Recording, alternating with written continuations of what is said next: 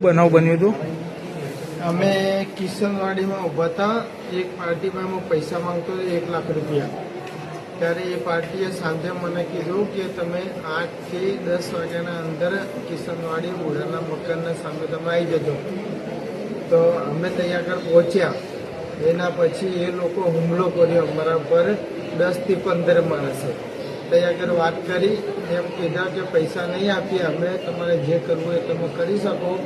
એના પછી મેં કીધું કંઈ વાંધો નથી. તો પછી મેં કીધું એમના પછી અમારા છોકરા બી આવ્યા તો પપ્પા તમે શું કરો છો? કે ઊભો છું, તમે ઘરે જતા રહો.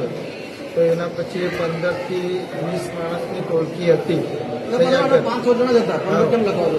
હા, 10 થી 5 જણ હતા. 10 થી 5 જણ હતા. એ છોકરો એના પપ્પાના સાઈડમાં લઈ ગયા વાત કરવા માટે કે વાત કરીએ જ અમે તાર પપ્પા જોડે. એમ કરીને આ છોકરો નાનો 11 ભણે છે, 16 વર્ષની ઉંમર છે. એ નાનો છોકરો કોઈ ઝઘડો કરવા બાબતે ફક્ત શું કરે, આવ્યા તેને છોકરા બાજુમાં લઈ જાય અને ચક્કુના ઘા મારીને એને હત્યા કરી નાખી છે. હમણાં અમે પીઆઈ સાહેબ જોડે અમારી એ જ રિક્વેસ્ટ છે, અમને ન્યાય મળે તો અમે પોસ્ટમોર્ટમ માટે જવા દઈએ. એના માટે અમે 1.5 કલાકથી અહીં ઉભા જ હજુ. પીઆઈ સાહેબ કે છે ઇન્કવાયરીમાં ગયા છે, હમણાં બાપુથી આવ્યા હતા પોલીસવાળા કે છે કે ઢૂંઢવા માટે તઈ નીકળી ગયા હતા. પીઆઈ સાહેબ આવે પછી એમને લાશને અમે આગળ જવા દઈશું. કઈ પોલીસ ચોકી લાગે? આપણે બાપુત પોલીસ સ્ટેશન, વારસિયા બાપુત લાગે. વારસિયા વાળા કઈ બાજુ તો બાપુતમાં લાગે છે સોસાયટી, તો બાપુત વાળા ઉભા છે, અહીં લખીને ગયા છે હમણાં.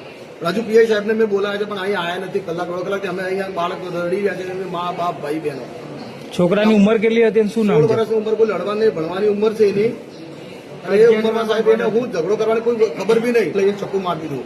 એક પાછળ અહીં પીઠમાં માર્યું અને એક આગળના અહીંયા માર્યું હાથમાં. 2 ચક્કુ પેલા અજય માર્યું છે. શું નામ તમારું? અજયભાઈ વણઝાર અને વિનોદભાઈ વણઝાર અને ધર્માભાઈ વણઝાર. ટોટલ એ લોકો કેટલા જણ હતા? આ 3 જણ. 12 જણા છે. હમણાં સાહેબ આવે એટલે અમારે એક જ જગ્યાએ પોલીસ ન્યાય કે આપણે એમના કોઈ આવ્યા છે, સાહેબ નાના આવ્યા છે, ત્યારે પીઆઈ સાહેબ જોડે આવે એ આશ્વાસન આપે તો અમને જવા દઈએ. એમને પકડીને ગિરફ્તાર કરવાની આશ્વાસન આલે. બીજું કોઈ કરે અમે કાર્યવાહી કરે કે નહીં કરે, હમણાં અહીં ઉભા છે એ પોલીસ વાળા. મને 1.5 કલાકથી અહીં અમે રિક્વેસ્ટ કરી રહ્યા છે. હજુ અહીંયા આપણે જે પોલીસ વાળા અહીંયા જે છે ને આપણે દવાખાનાનું એ ભાઈ બી રેડી રહ્યા, મા બેન ભાઈ બહેનો.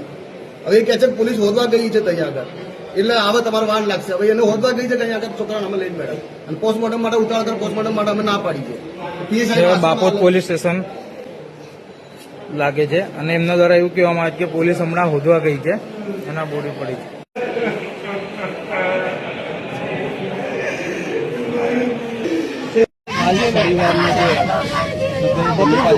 માહિતી લઈશું શું બનાવો તો કઈ જગ્યાએ બનાવવો પડે તો